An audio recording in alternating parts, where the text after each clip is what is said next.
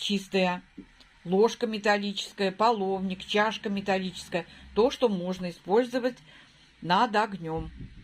Помещаем туда сахар, это на ваше усмотрение. Если надо немного, то берем столовую ложку. Если побольше, то больше берите. Воды не надо. И над огнем начинаем этот сахар топить.